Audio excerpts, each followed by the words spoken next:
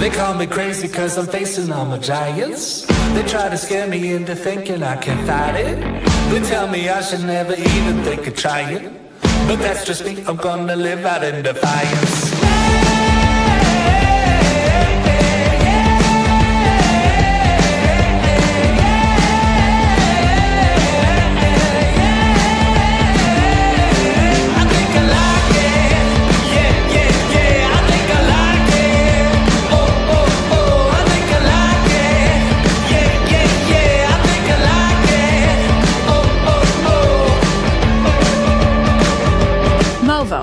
Creators want it.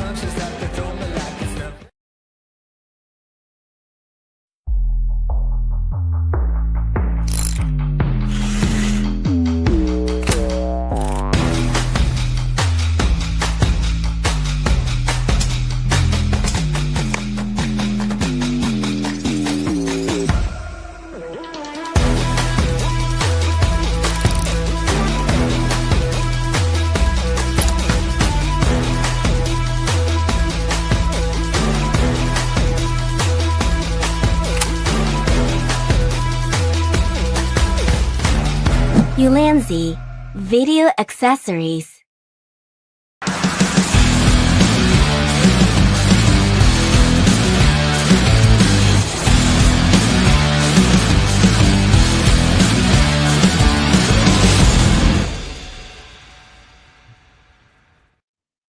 What's going on, everybody? It is 7:30 on the money, probably a few seconds off, but I'm actually hitting it live at 7:30. It is Wednesday. It is the Geek Saga. Yes, it is a different background. If you guys are tuning into Instagram earlier, you'll know where I'm at, why it looks a little different than what I normally do when I'm up here at work. So the normal thing is I'm in my little dungeon of a room, and it's not that great. But I am inside of the MWR here at Camp Roberts. This is the Phoenix Club, and they've been gracious enough to allow me to use it and said I can use it on Wednesdays when I need to do it, the live from up here. So things are going to change. It's going to look a little bit better in the background because I've got ideas, and I'll see if they'll let me get my crazy ideas up and running. So I'm really excited. But guys, I am your host, Eugene, and this is the Geek Saga. Normally it's two salty veterans, but today it's only still one salty veteran. But good news is that my partner in crime, my Robin to my Batman. Yes, I'm calling myself Batman. But David is free. He's free. Yeah, he's done doing the Lord's work. And I'm really excited to hear that he's going to be coming back soon to join me again. And we're really excited because we do have LA Comic-Con coming up, which we did put in for our passes. So guys, or should I say, whoever is over there at LA Comic-Con, we've done it 3 years in a row. We want to come back. We love being there.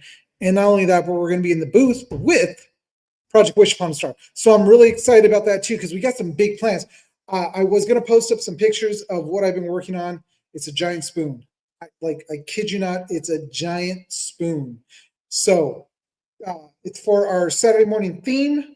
And I'm going to have a giant bowl to go along with it and a giant cereal box. And we're going to be inside of a giant TV. So you guys kind of catch the theme of this Saturday morning cartoons. Yeah. So we'll be going live from there, and we're hoping to start getting our guests together that will be coming to the booth itself to record from there. And if you guys are passerbyers, you'll be able to see it live and also participate in some, we're going to do some giveaways. Actually, we're going to do a lot more giveaways this year than we've done in the past. So I'm really excited about this year. We're going big. We are going big because LA Comic-Con is always our biggest blowout for us. It's the last con of the year for us, and we're going to do it big. We're going to do it good. And also we want to help out Project Wish Upon a Star, which love those guys. Love Darren. Love Veronica. You guys are freaking amazing and have been for us for the last 3 years. And I appreciate everything that you guys are. And Darren is a great friend. And I do call him my friend because he is a great friend, and he doesn't pull any punches when he talks to me, which is great. And I love that. I need that sometimes. So, but I'm glad to, again, be in here. It was a long day, And since I already had all this stuff set up, which again, it's a bare minimum setup, I didn't know what to do with myself. I sat here and twiddled my thumbs, walked around, found different places to sit to see what seats are comfortable. Yeah, really check this place out. So, but I am excited about tonight because we are going to go live and get everything that I've been missing, or for the most part, everything I've been missing out, because 2 weeks of bad internet, guys. 2 weeks is too much for us. I mean, it sucks. But I really want to thank everybody who's been responding to the ad. There is an ad going out there for people that are in Southern California that are looking to get into this wonderful industry, podcasting, and also help with being like a correspondent when we go to different cons, different events. And there are a lot of events that are here in LA. If you guys live in the LA area, you guys should know that there's tons of signings, there's tons of events, there's all kinds of stuff, and we need team members to come and help us to grow this. Look, I'm going to be honest, there ain't no pay. I pay for everything. It's just the way it is right now. But if we can get this thing going, we can see what we can get. Who knows? There are obviously event passes that you will get, as media to come out with us. Some perks to doing this little, I guess, I don't want to say job, but doing this, which I absolutely love, guys. This is a passion of mine. Like VinylCon, August 16th. There you go, VinylCon. I'm gonna be there. I am. We're gonna go. But what do you call it? It is a passion of mine. I love doing all this stuff. I love talking to everybody that's, whether you're on Instagram or you're on YouTube, wherever you're watching. I do love talking to you guys, especially when you pop up comments and stuff. And I've been a nerd for years. I don't think have I ever told my whole story? We're not going to get to that right now. Somebody, if you got a podcast, I'll come on yours and you guys can interview me. And I'll tell you guys my life story. It started all when I was in East LA growing up. And just kidding. Anyways, guys, enough of that. All right. So we want to start off like we always do, or at least like I always do, which is with some affiliates. You did see a commercial at the beginning for 2 of our affiliates, and they're great companies. And we're going to kick it off with Ulanzi. So with Ulanzi, there you go. With Ulanzi. Ulanzi is a great company. We use a lot of their lights, and like the lights that you're seeing right now, which they are really small, but holy crap, they're really bright and they're very versatile. Each one of these, which I don't want to pick up because I don't want to lose my position to them, but they're squares. They can fit on top of, in a cold shoe, on a camera, on video camera, wherever, and they actually work really well as lights right now.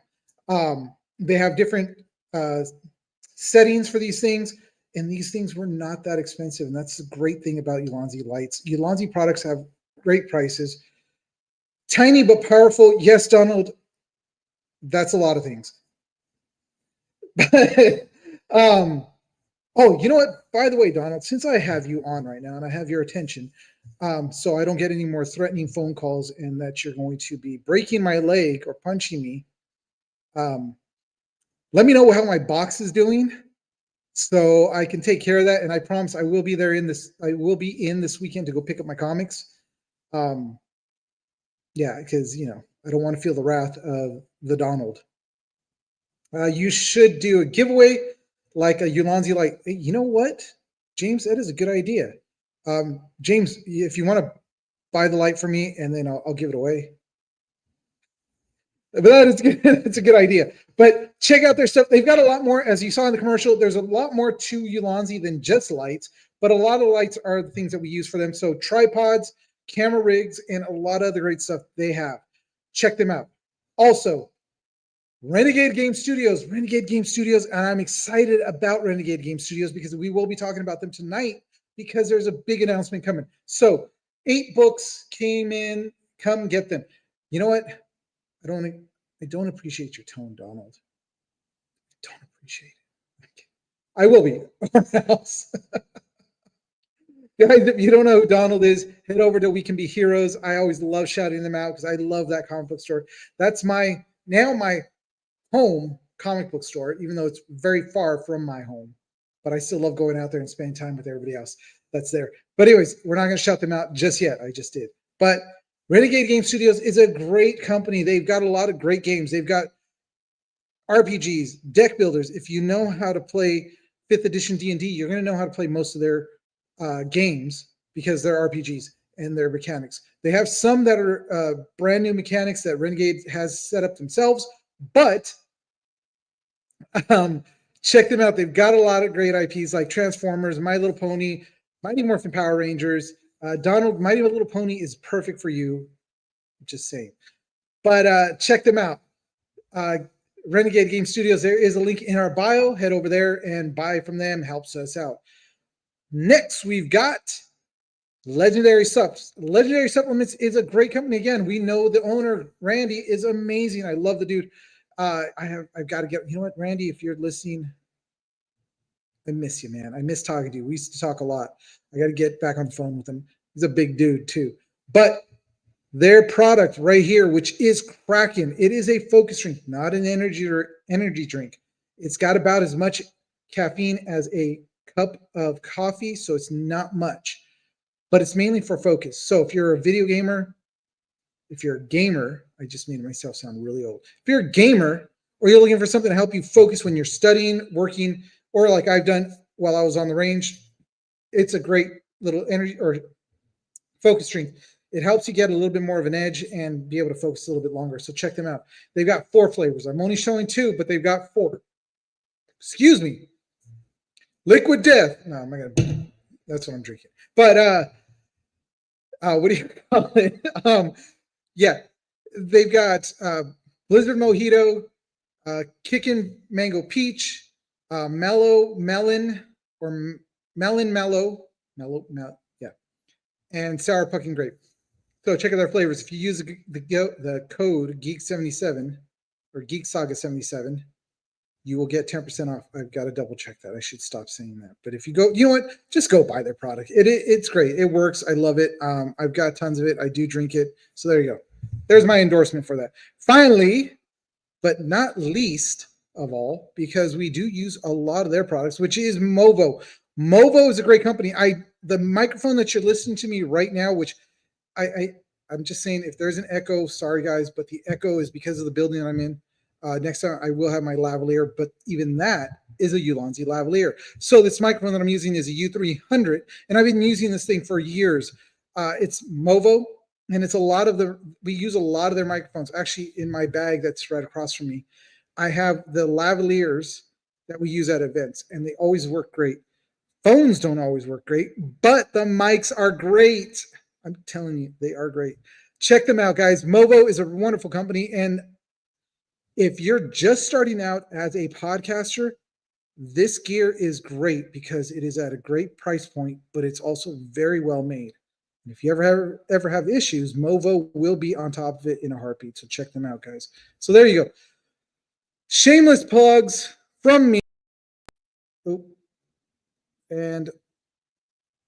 But here's the thing, guys. If you don't know me from whoever, but when I talk about a product, it's because I actually use it and I actually stand by it. So I'm not going to sell you guys anything that is just because I want to be a sellout, and I don't want to call it sellout, but just to try to make a buck. I heavily endorse or really endorse the products that I use because they're great and they've got a great price point, and I love that. So anyways, instantaneously moving on. I used that word yesterday and I was like, oh, I used a really big word. I'm not used to that. Anyways, hold on, let me switch that. Let us get to our first segment because we haven't gotten to any of our segments in 2 weeks. 2 weeks. $2. $2. All right, first segment, kicking it off with some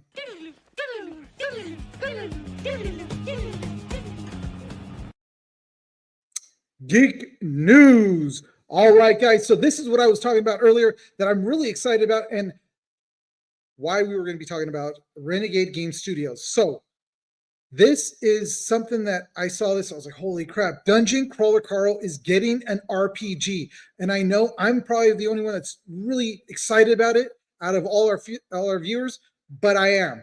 Dungeon Crawler Carl, if you guys don't know, is a great book series.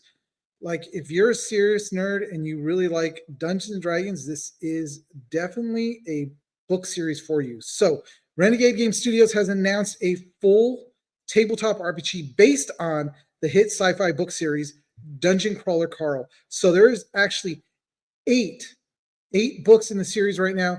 I just saw that Matt Dinniman, which is the author, and if you guys need spelling of that, I'd rather spell it out than try to say it again. But it's Matt, which I got, Dinniman, has just announced his next book is going to be coming out in September. I'm really excited. I'm not all the way at that point yet because I'm only in book 4. Actually, I'm about to finish book 4, and it was great. Like, all the books are really great, and this whole storyline is really awesome. If you don't know, so the series follows a Coast Guard. Sorry, I got to say that with a straight face. Coast Guard vet. Coasties need some love too, I guess. And his ex-girlfriend's cat, and they're thrown into a deadly alien-created dungeon crawl competition. The book series is amazing, and it has a lot of the how do I put it? Mechanics that you would use during Dungeons and Dragons. That's the best way to put it. If you're not a D&D player, don't worry. Like, it explains a lot. It talks about a lot because even at the beginning, Carl doesn't know what the hell's going on. He's kind of like, this is like D&D. And then it kind of explains more. But it's a funny series. It's awesome. It's got a lot of heart to it too. And Carl is a character that you definitely could get behind. Even though he's a Coast Guard vet, he is he's got a lot of heart. He's got a lot. It's a great series, and I'm really looking forward to when this comes out. But the RPG will be a full-scale role-playing experience, letting fans explore the chaotic and hilarious world of the Dungeon Crawler Carl series. So, that's what we know. So far, the designers involved haven't been announced. Whether it will use the brand new system or a brand new system or a built on Renegade's existing mechanics, they're not really 100% sure. But this is definitely something that they've now picked up. They've now announced that they're now working on, and I'm really excited. So it's to add into the rest of the, like I always announce, like Power Rangers, G.I. Joe, Transformers, My Little Pony, World of Darkness, and Welcome to Night Vale. If you guys don't know what Welcome to Night Vale is, oh my God, let's talk. That series is a podcast. So the podcast has been going on for a long time. It's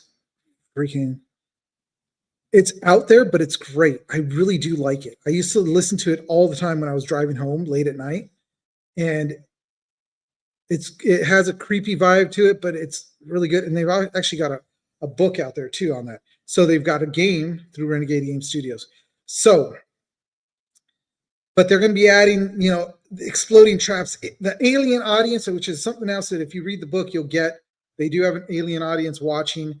And a battle cat in battle boots to the mix. So a lot of great things are coming. I'm really excited about this. I cannot wait. I seriously cannot wait. This is huge news for fans of the series.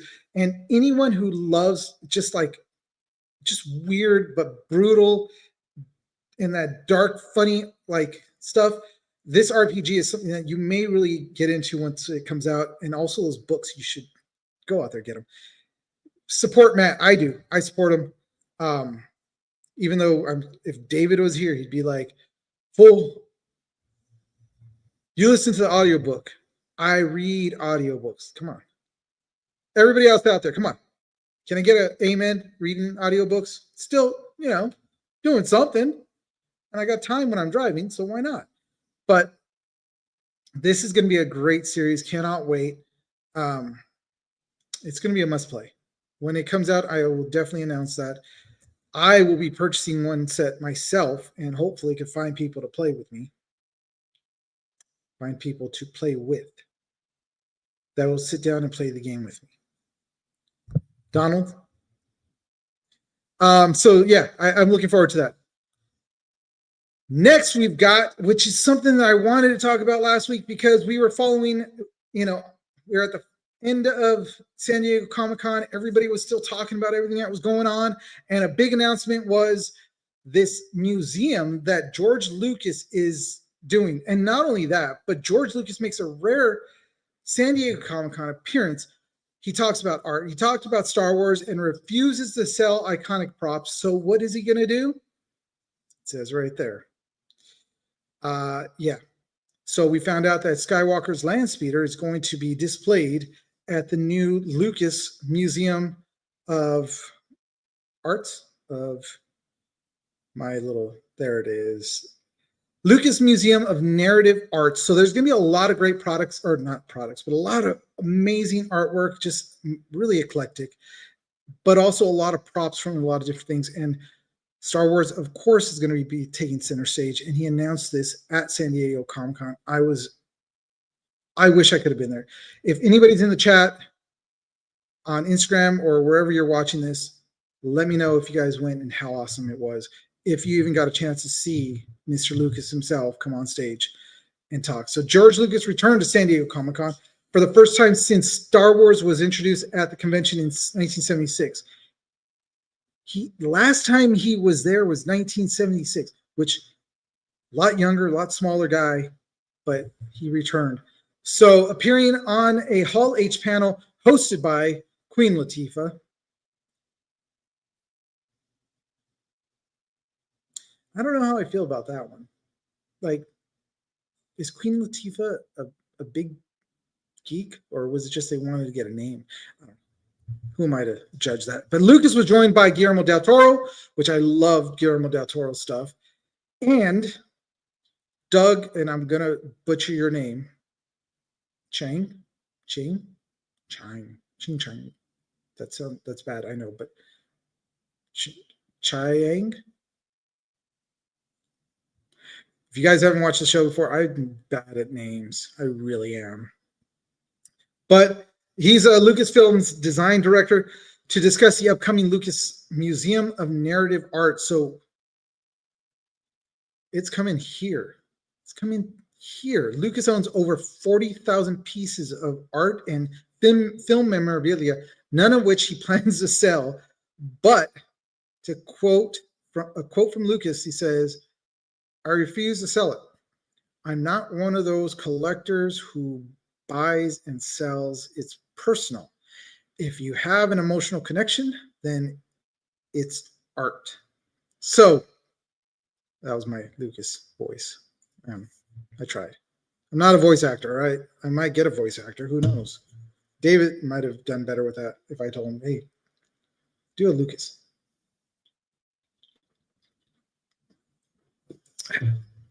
But so Star Wars props on display in 2026 when the Lucas Museum of Narrative Art opens in Los Angeles next year. Fans can expect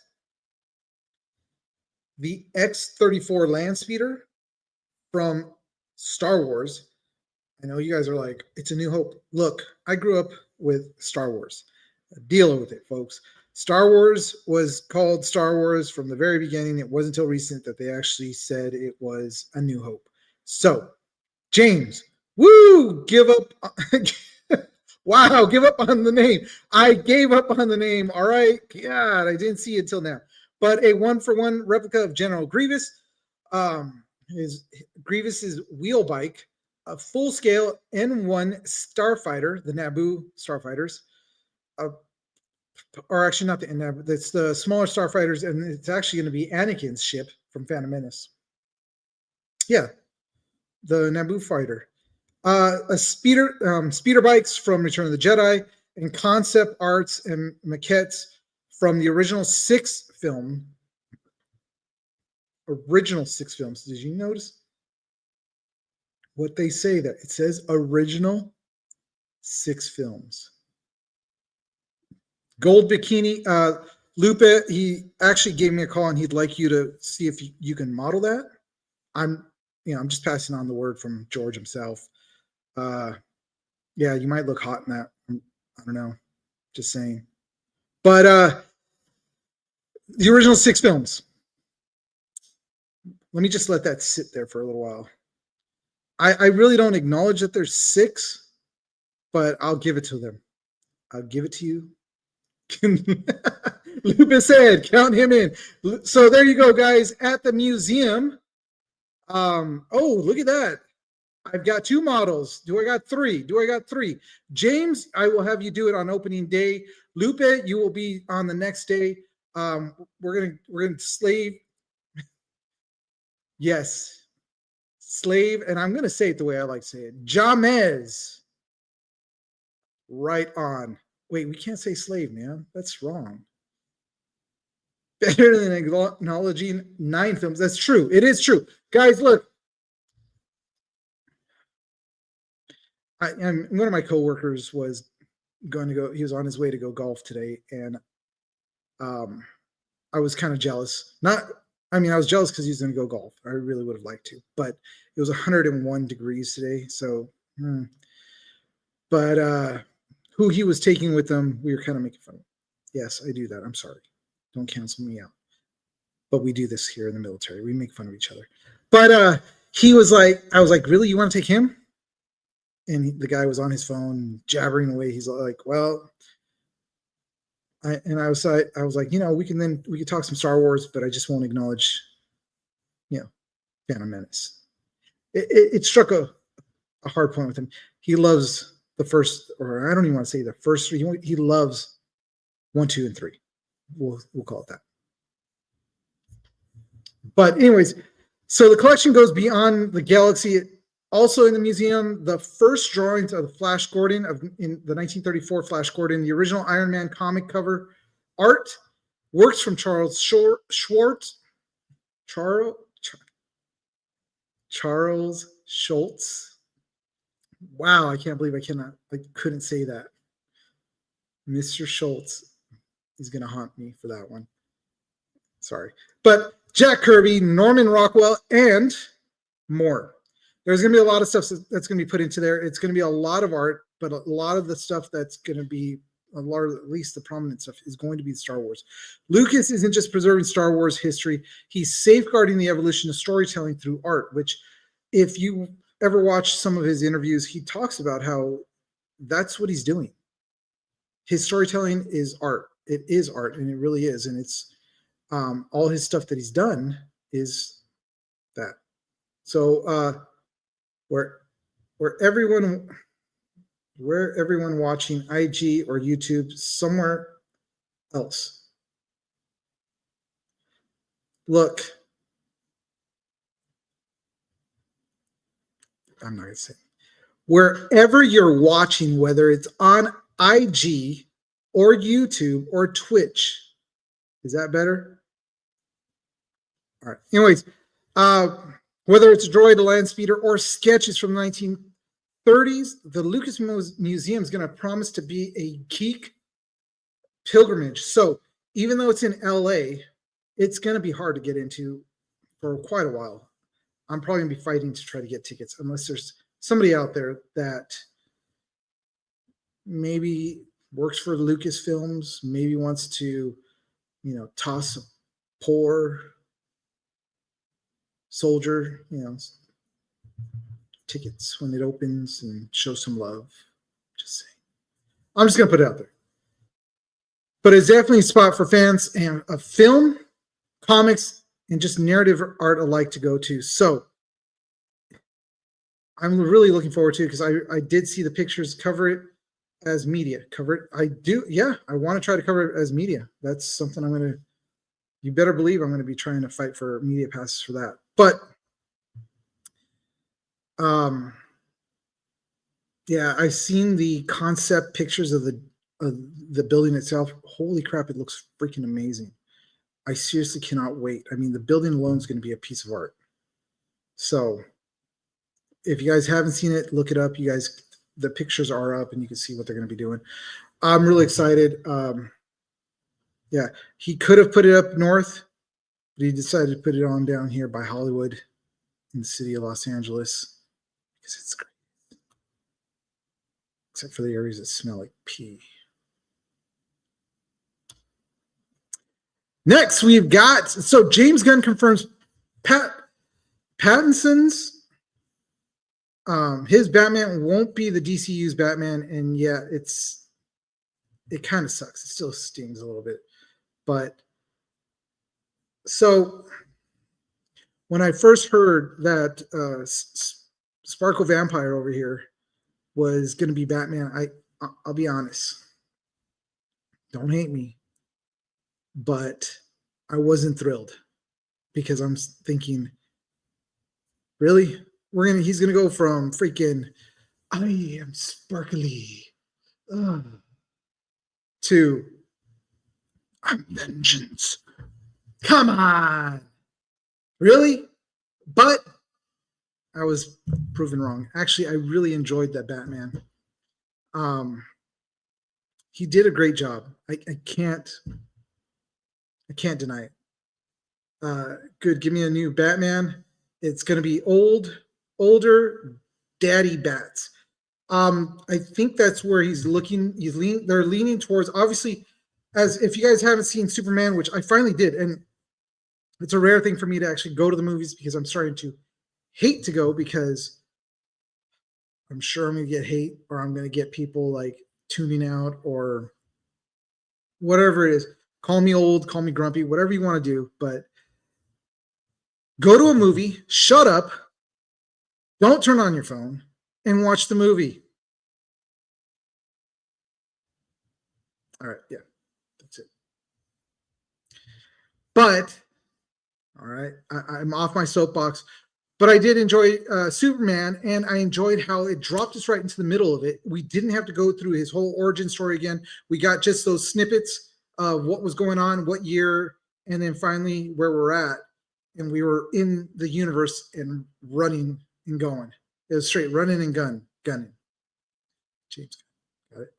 And now he wants to do with Batman what he did with Superman, where we're going to get dropped right into the universe, which I'm 100% on board with.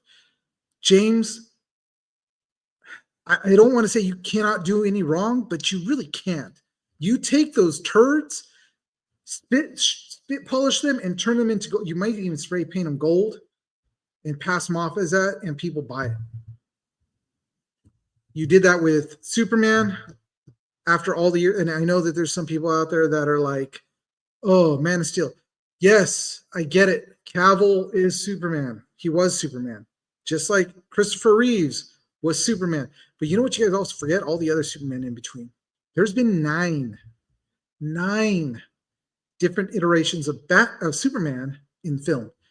With Batman, there hasn't been as many. We're talking the 1930s serial, which had that guy in the goofy wool costume, to the 1966 Batman, to Michael Keaton Batman, to Val Kilmer, George Clooney,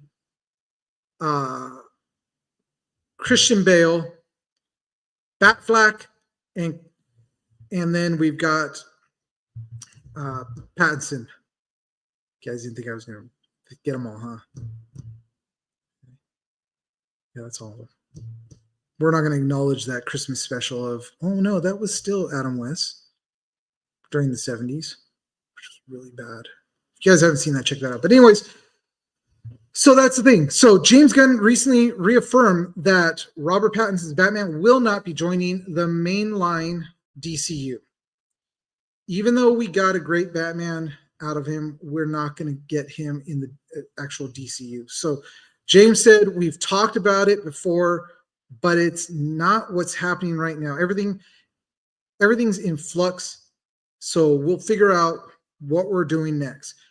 I'm actually 100% behind seeing Alan Richardson as Batman. He can play that older, gruff Batman. He's got the build. He's got the physique for that. I think he would do a great job. He's got great timing when it comes to comedy and also as an action hero. If you guys haven't watched Reacher, check that out. You'll see him there. He's also already played a DCU character, or at least a character in the DC series, which was Hawk. And he did a great job. That show was amazing. Titans, check that out. So why does this hurt? Because I said it stings a little. Initially, the idea of merging the Batman with the broader DCU sounded like, they said it sounded like a bad movie or a bad move. What they've done with Batman was one, we had the Tim Burton Batmans, which were very dark and gothic feel to them. And then you had the next few Batmans that came after that, which was the oh my god, now I'm going to draw a blank on the Schumacher, it's Schumacher, right? His take on the Batmans, which were more cartoonish, comic bookish. So they were a little bit, it had a feel of the old 66 mixed with a modern time. Then, of course, you've got the realism of the Nolan-verse Batman, which was Christian Bale. Great. Loved him. And then you've got the Snyderverse, which had Batfleck in it. And now we're seeing more of the mix of the comic book world, a little bit of realistic, but more comic book world. And then with Pattinson's, which, again, I'm not talking bad about it because I did enjoy it. Yeah, Schumacher. I was right. The greatest villain, according to Roman. Yeah, you're right. But with Pattinson, it took it back to a darker Batman and a little bit more realistic, which it doesn't feel like it would fit in with the new James Gunn universe that is creating, starting with Superman. Superman had that feel of a comic book movie, which we're looking at like the Reeves Superman movies, but mixed with the newer stuff and looking good. So, I mean, that's like right now, I get it. After this movie, even I'm saying, holy crap, I'm probably going to be seeing some more DC films because Superman was such a great thing. But now we've got to find a Batman that's not going to be as brooding and Dark Knight-ish, I guess you could say, that Pattinson brought. I would almost say like we need to get a mix of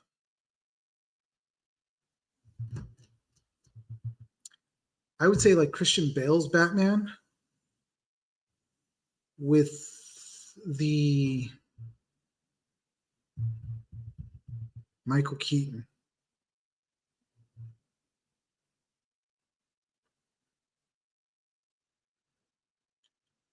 Bale without the voice. I mean, he was still kind of brooding. Keaton as Bruce Wayne was great. So I think that mix would be really great. So we got to just see. But we got to remember he's got to team up with, I love this name, with Cornsweet, David Cornsweet,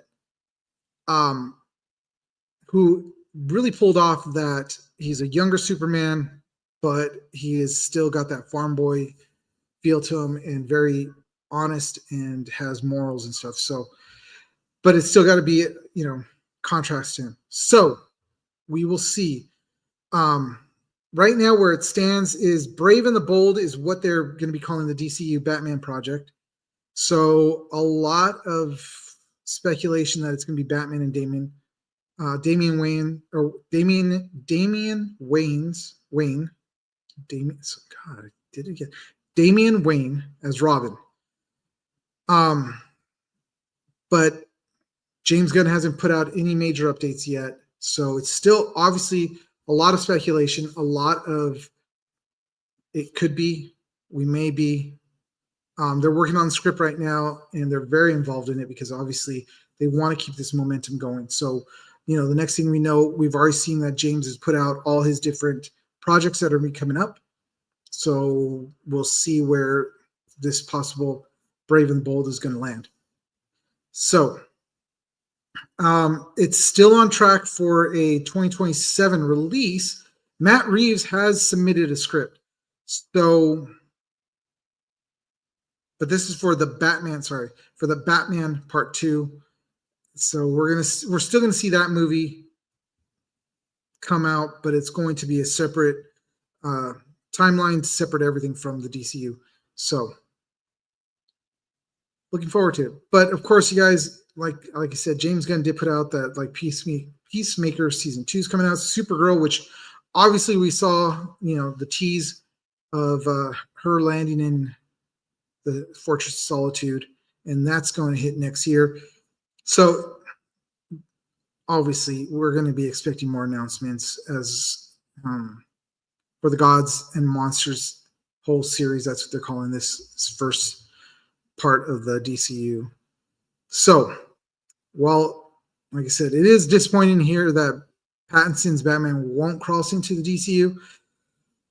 For now, again, James Gunn hasn't said a for sure thing. We can at least look forward to, I guess you can say, 2 great Batman side by side. We are still getting Pattinson as the Batman because they're going to put the Part 2, and then whoever else is going to be coming out. So, one in a gritty detective world, and the other is going to be created in the DCU filled with the gods and monsters and legacy heroes. So there you go, guys. Honestly, why not? Let's throw it out there. I should make a post about this, but what kind of Batman do you guys want to see next? I mean, do you want to see that gritty loner that's talking like this all the time? That's talking like this. Or a team leader in a shared universe? Let me know. I'm going to put up a post. I'll make one tonight. And we'll see what happens. So, next we've got... Who is that weird little kid? Harry Potter returns to HBO TV series. The HBO series is underway. That is our next Harry Potter right there, guys. So he looks a lot like the cover of the books. Honestly, he looks like the Harry Potter cover. So Harry Potter series, releases the dates, the cast, the trailer, and everything we know, everything I know. So here we go. Here's everything that I know. And I should have probably looked up even more so I could tell you guys, because I'm sure there's more that's come out. So Harry Potter TV, the TV show currently in production. It is finally in production, and there are production stills that are coming out and continue to come out, especially showing a lot of the kids. And why it's shaping up to be the most expensive show in history? Because each season is going to be a book. So think of how many books that's going to be. 7. Yes, you guessed it right. Thank you. 7 seasons are planned. They're being really ambitious with this, but let's see. It says that each episode costs up to $100 million to shoot. So they're going all in. HBO is going 100% in on this show, and hopefully, let's hope, because we've already seen things that are coming out from this that a lot of fans are not happy about. I try to stay kind of impartial. That's a lie. I'm not trying to stay impartial. I give you guys my opinion. I'm not too happy with some of the casting choices. And look, before I get canceled and all that other stuff, it's not because of, how can I put this delicately? If you've read the books, you know who the characters are. You know what the characters are described as. To veer off from that, it kind of is like a kick in the balls. Just put it out there, because it's like, come on. I get it. This is for a whole new series of kids that are going to be watching it. But even then, when they read the books, like some characters are described very well. And you're changing some of that. So that's just my opinion. But anyways, 7 seasons, which come to a total of 4.2 billion. That's what they're budgeting for it, which will surpass the Lord of the Rings of Power, which sucked. Sorry, Amazon, you wasted your money there. But that was billed as one of the most expensive shows ever made. Why? I don't know. But now, are they going to stay faithful? Which we already kind of covered, and I was already ranting about. What do you guys think? Come on. Let's hear from you guys also what you guys think on this while I'm talking about this. So each season covers, like I said, one book.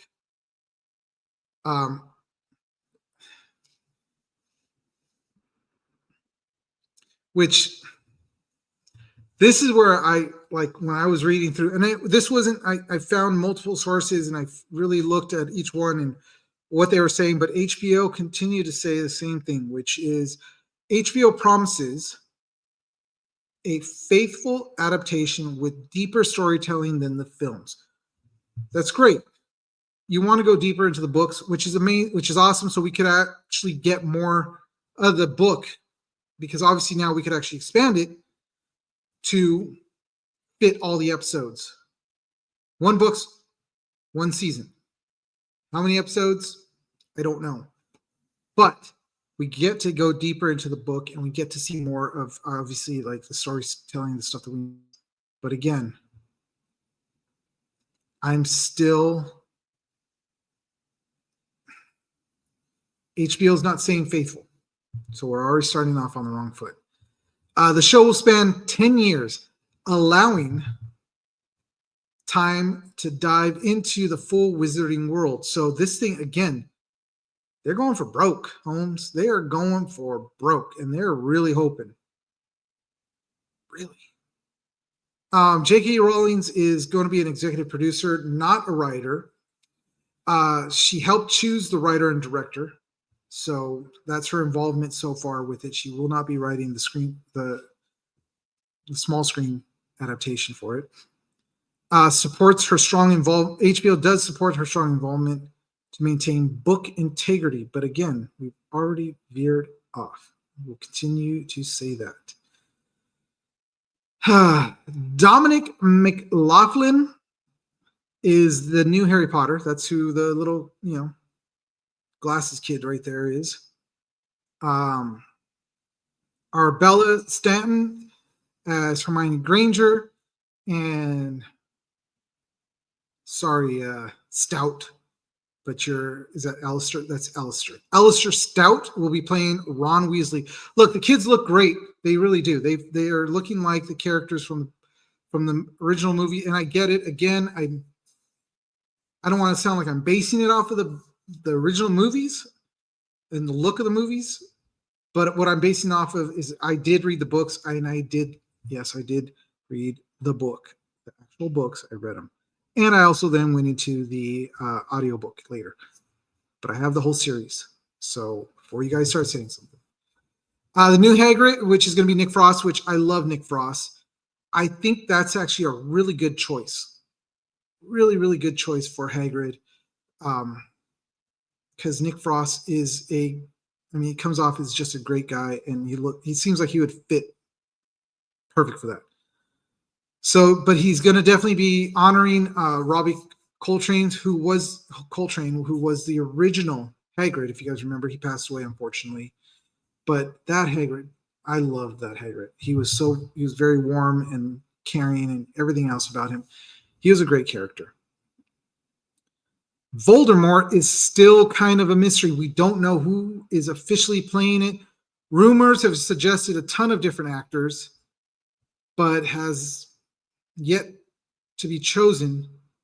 So if they have chosen it, they're keeping it really deep under wraps. Nobody really knows. They are filming, obviously, at the studios out in the UK. Same location as the original films. So they're expecting the same kind of magic and atmosphere that they got from the original movie. So again, like they're still trying to capture that, the film feel to it, and still have the feel of the books. It's just the characters. So yeah. Right now, what we're expecting is season 1 to arrive in 2027. And then exactly 30 years after The Philosopher's Stone was published. So that's what they're shooting for, is kind of the 30th anniversary and kick off this whole thing. And then it's supposed to be completed in 2030, in the 2030s. So 10 years. 10 years. That's freaking, you know what? I wish HBO the best of luck. I can't talk crap because who knows? HBO might hit me up to do something, and then they're going to be like, oh, wait, you talked crap about us. I talk crap about everybody. Live with it. But I love everybody too. So, anyways, the Harry Potter series isn't just a reboot. It is a massive reimagining that promises to go deeper into the books than ever before. With a $1 billion budget, $4 billion budget to be more exact, a fresh cast and decade-long plans.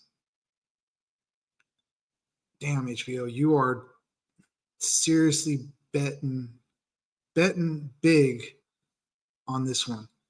So we'll see what happens. I mean, 10 years from now, we'll be either talking about how crappy this series was, or we'll have forgotten it within 2. I don't know.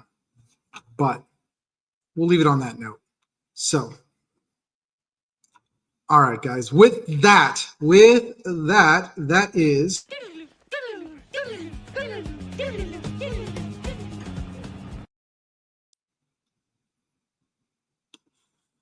all right. So, guys, I'm really loving that. If you guys haven't been here for the last 2 weeks, I haven't been able to get through a full show. I think the longest I went was,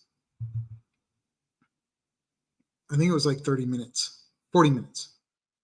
And my internet crapped out. So again, I want to definitely thank MWR for letting me use their facility and being able to use their internet. I still think this place is kind of creepy, but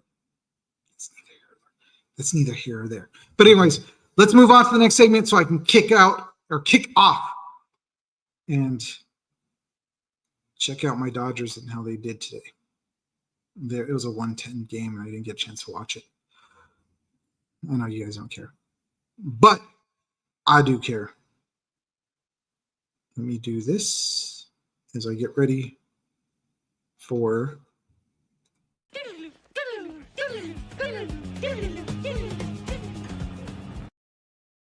So this week in Geek History, which I didn't change the first slide, which is totally fine.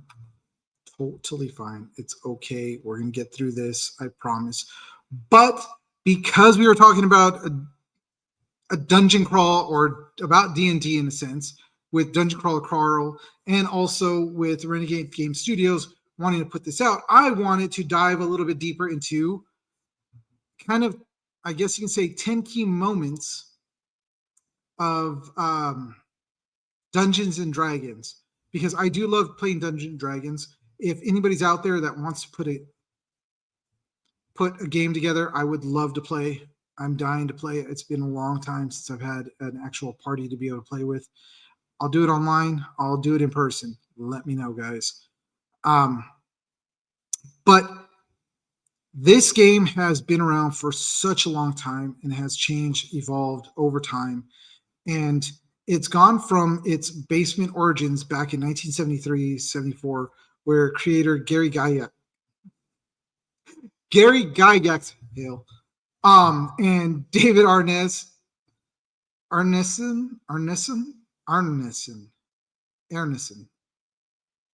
going to leave that one alone. Pioneered the first role-playing game in Gygax's Lake Genevieve basement. So they were combining a medieval war game and narrative character play.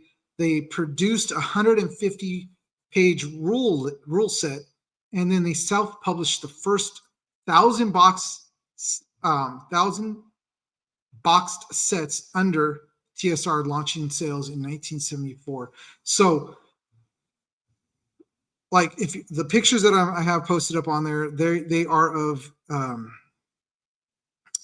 Gary Gygax and Dave, as they were like, I mean, they were just two giant nerds, and they wanted to figure out how to play a game that mixed this whole storytelling, and have now gone on to be something that's so huge, which we're going to talk more about as we go through. But its origins were in a basement. What is it that you think about when you hear Dungeons and Dragons? Yes, you do hear, oh, it's like fat dudes playing in a dungeon, or not in a dungeon, but in a basement in their mom's house. Why do I want to do that? Well, that is the origins of it. It was in a basement. It wasn't at his mom's house. It was in his house. But if I had a basement, I would be playing down there with friends, because I would have it set up really, really, really cool. But next we've got, so officially launched in 1974. Like I said, it started in 73. They launched their first actual 1,000 boxed games under TSR in 1974. The first Dungeons & Dragons box set debuted in January 1974. Those sales were slow initially. The second batch sold in just 4 months, beginning a game revolution. This was really a game changer for board games. Nothing had been put out like this before. This was actually a true just pencil and paper game that was first initially put out.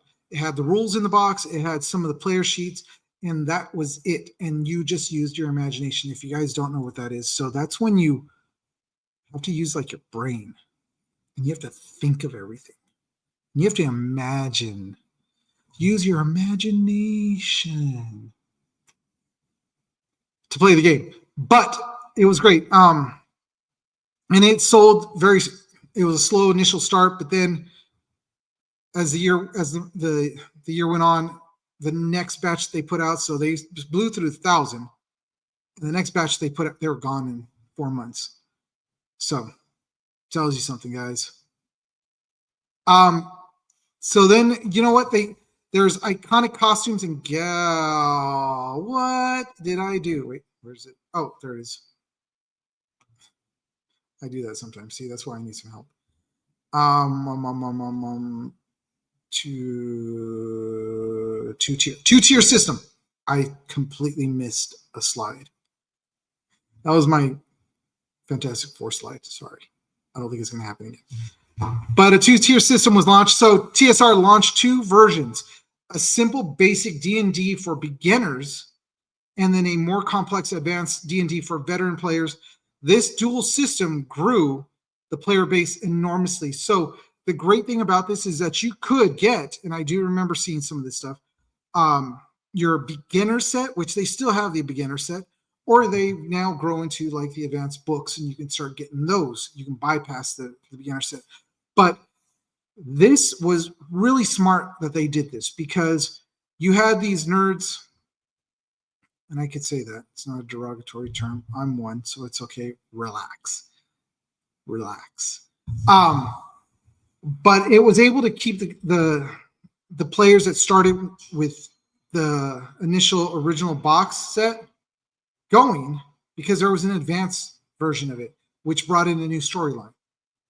And then there's the beginner's one that's just like a beginner's box set, which has the characters, the player sheets already done out for you, and a really easy story to follow for level 1 to start. And it grew the player base enormously. Like, he started selling even more, which was crazy, because this is within 3 years of his initial launch of the actual game. But what I did miss, and I don't think I put it in here. No, I didn't. which that slide previously. Gen Con acquisition of the game in 1976. So TSR acquires Gen Con.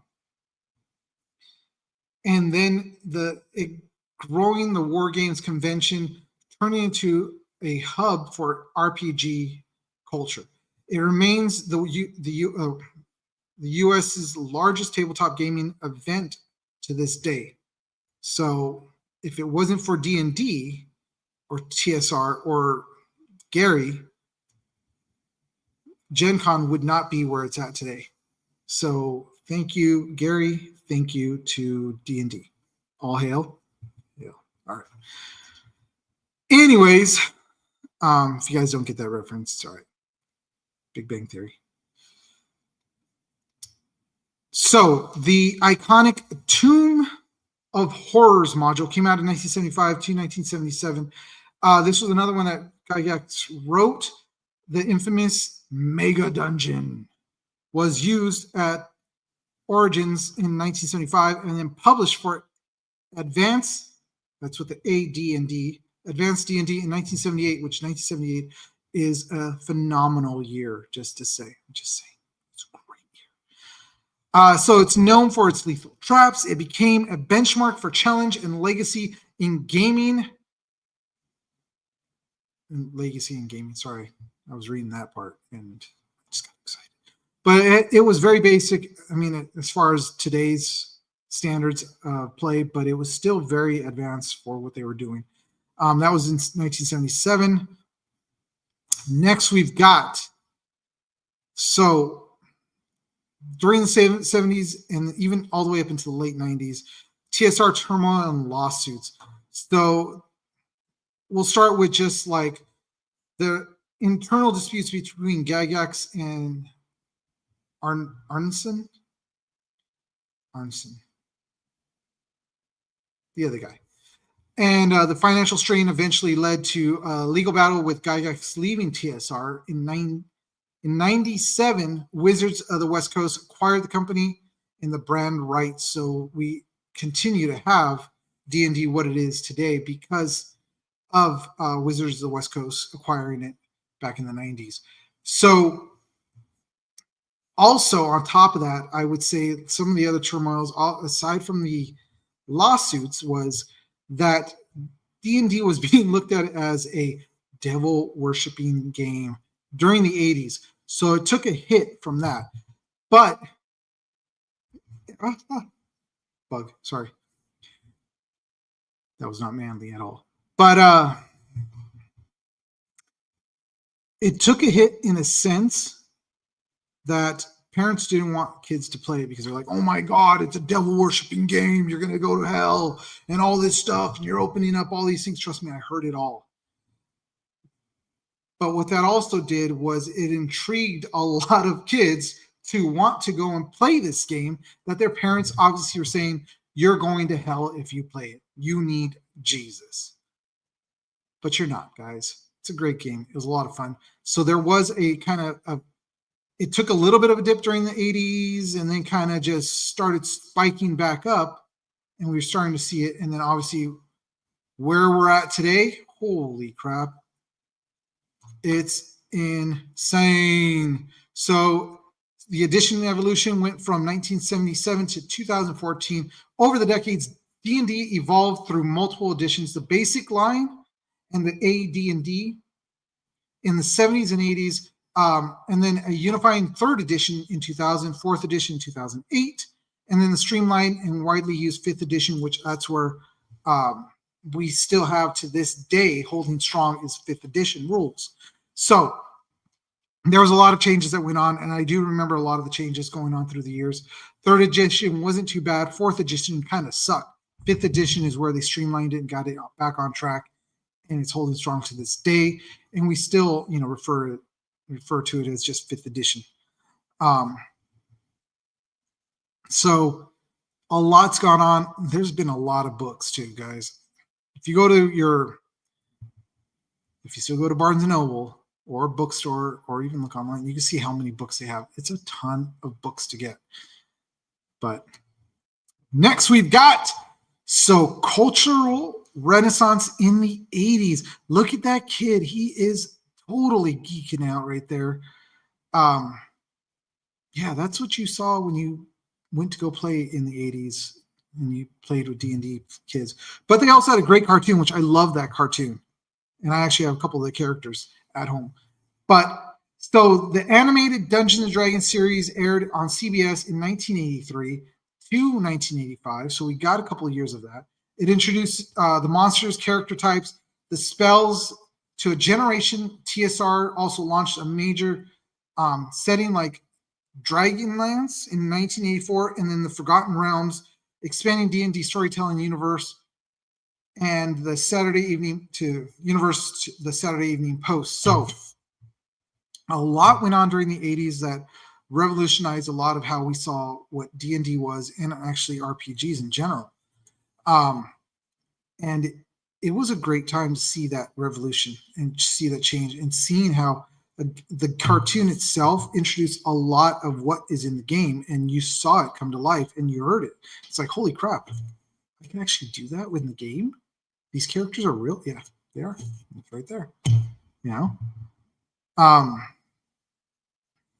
And then we come to the wide-reaching influence, modern era, and challenges in 2025. So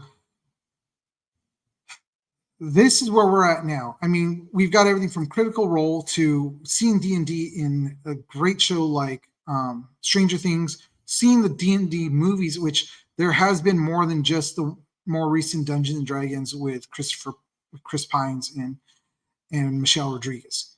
There was a horrible attempt with Jason Statham, and I think it was Marlon Wayans in that, which, come to think about it, wasn't it Marlon Wayans that was in G.I. Joe 2? And he destroyed that? Is it a trend? Anyways, yeah, so there were several movies that tried to have the D&D game come to life, but they didn't do it right until they actually put it out with the Chris Pine, Michelle Rodriguez. Who else was in that? Now, what's her name? And then the other dude, and what's his face? They were all. It was a great movie. I enjoyed it. It was a lot of fun. But also, Critical Role has brought it to more light, brought it to life too on a stage. They've done the podcast at the Hollywood Bowl. How insane was that? Like, if you guys didn't know that or haven't seen the pictures of them out there, there was a lot of people there just to see them sit on stage playing D&D, talking, messing around, having fun. Plus, we've got the Vox Machina cartoon. We've got a lot of great things that have come now. Why? Why, you ask? Because now it's become actually really cool to be a geek, a nerd. You know, we've got people like Stephen Colbert, Vin Diesel, Will Wheaton. Who else? I mean, the list goes on of all the people. Joe Magdaleno, he's a freaking huge D&D fan. It may not be D&D, but 40K. Freaking Henry Cavill, Superman himself, huge nerd. But they've brought this to light, and it's become cool, along with all the Marvel movies and everything else. It's become cool to be a nerd and play all this stuff. Some people still try to keep it in the closet, and that's why we created this podcast, which is, yeah, we're trying to aim it towards a lot of veterans that are out there, or even active duty guys that are, only way to say it, closet case nerds or geeks. Have fun with D&D. That's what it was created for. It was created for, or at least it was created to use your imagination and have fun. The modern era is insane. For its 50th anniversary, D&D remains influential, but leadership departures like designers joining Critical Role, Darrington Press, or Critical Role's Darrington Press, the mixed reception of rule updates signal new competition and growing pains for TTRPG design. So TTRPG. Okay. Sorry, I missed a comment. Cheap viewers on streambo.com. Ooh, really? Yeah, no. No thanks. So, anyways, guys, that is a little bit of history into D&D, and it is a game that I truly love to play. It's a lot of fun. I've actually, if you guys don't know, I do have a daughter that she is now, she's going to be 16 years old.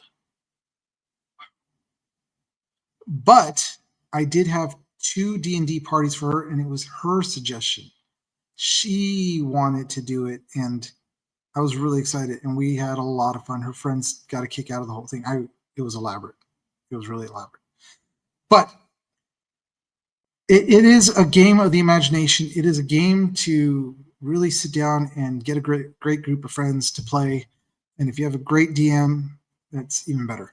So honestly, I mean, from the basement sessions that birth the genre to global live streamed campaigns, Dungeons & Dragons has redefined what it means to create and live a story. Its legacy is not measured by dice rolls or hit points, but by creativity, a community, and endless new tales born around the table. Honestly, this deep dive into it was not even scratching the surface. And like, honestly, when I read that part, and yes, I am reading some of this stuff, obviously, because I like to have a little bit of whatever, but to read that it's redefined what it means to create and live a story. It takes a lot of imagination to play this game, D&D. And it's so much fun. Like, honestly, I remember the days of playing with my friends, Jeremy Rhodes and his brother, my buddy Anthony, our friend Steve, and we would sit around this big old table that they had in their living room because we pushed everything out of the way. And we would start playing, and his mom would go out, and we loved Yoshinoya. I still love Yoshinoya. If you guys love Yoshinoya, great.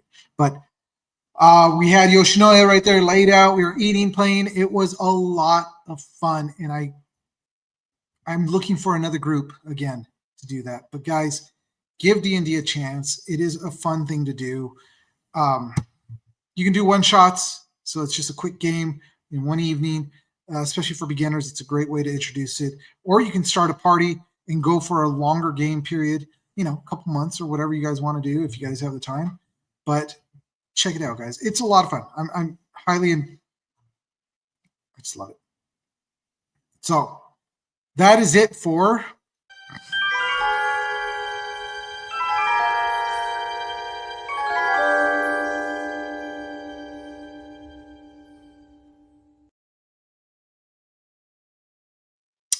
all right, guys. Yeah. We made it through a whole episode without having the drop. I am so happy. So happy. You don't understand.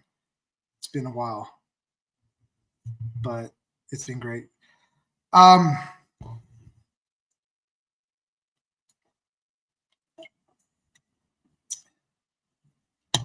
Guys, remember, if you're looking for a comic book store, I've got several that I'd recommend. If you are out in the Chatsworth area or LA area that wants to go out to Chatsworth, head out to We Can Be Heroes.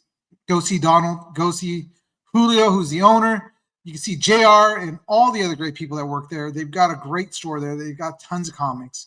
Everything from back issues to current. You can check out their live stream that they do on Instagram every Tuesday, Wednesday, and Thursdays at about 3 o'clock. Donald's, it'll be, I think it was Donald's Afternoon Delight.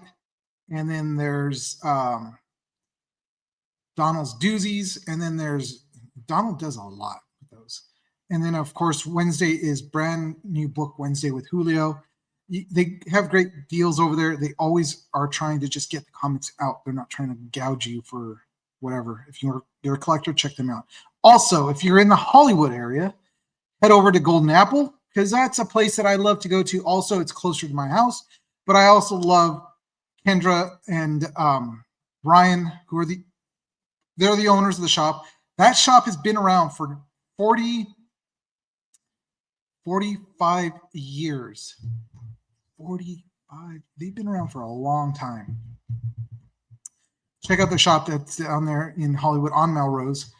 And then you've also got, it's a smaller shop. It's closer to my house. I do go there every so often. And that is a shop called Quest. Check them out too. They still got a lot of great stuff in there. I go there because it's close to home, and I do have a list there that goes. So I kind of spread the love. And I got to kind of stop doing that because then I forget, oh, shoot, I got books here. I got books there. I got to go pick up my books. But check them out, guys, because they're all great shops. I enjoy every single one of them. Also, Project Wish Upon a Star, guys. There is a link in our bio. It should work where you can donate to them. They are a pediatric cancer patient charity.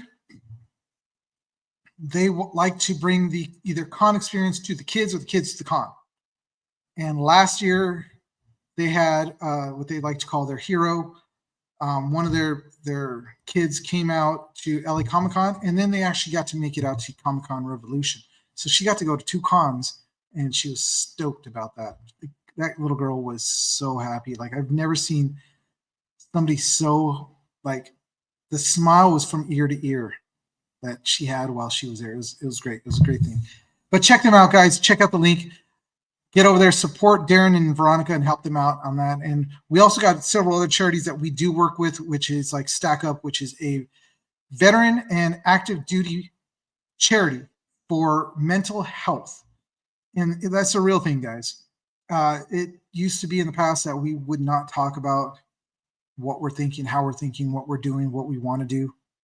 And now we're trying to break that stigma, because it's not an easy thing to do, guys.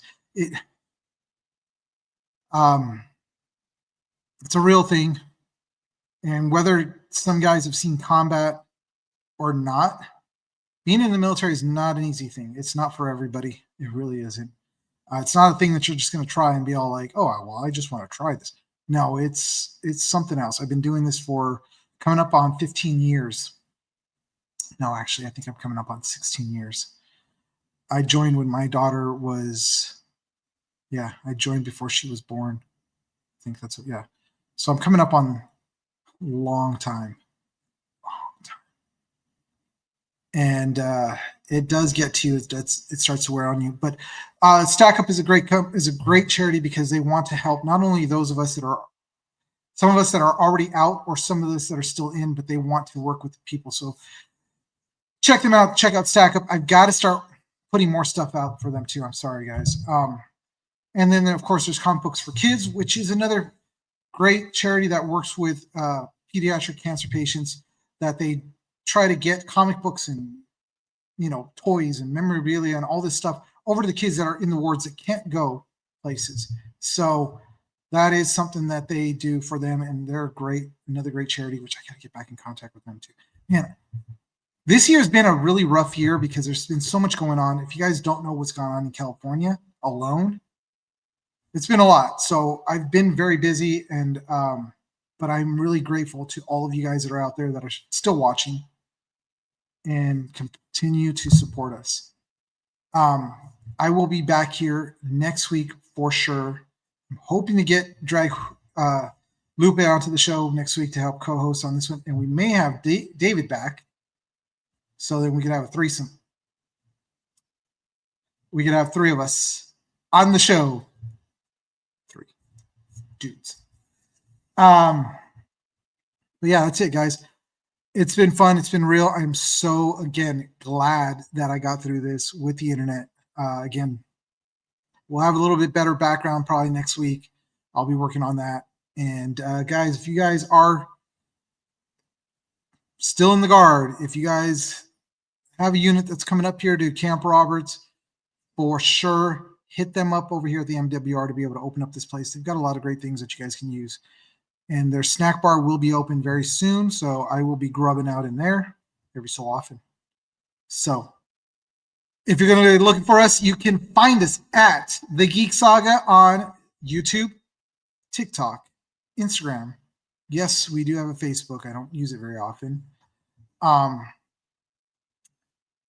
And anything that's social media, it's all going to be at the Geek Saga. And thank you, James.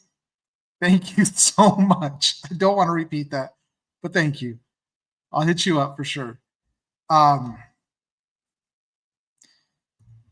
Yeah, guys, like I said before, I love doing this. It's a lot of fun. I honestly, even if it's just me talking to myself, I don't have a problem with that. But next week, it's going to be, of course, the same geek time, 7:30, same geek channels. As the saga continues.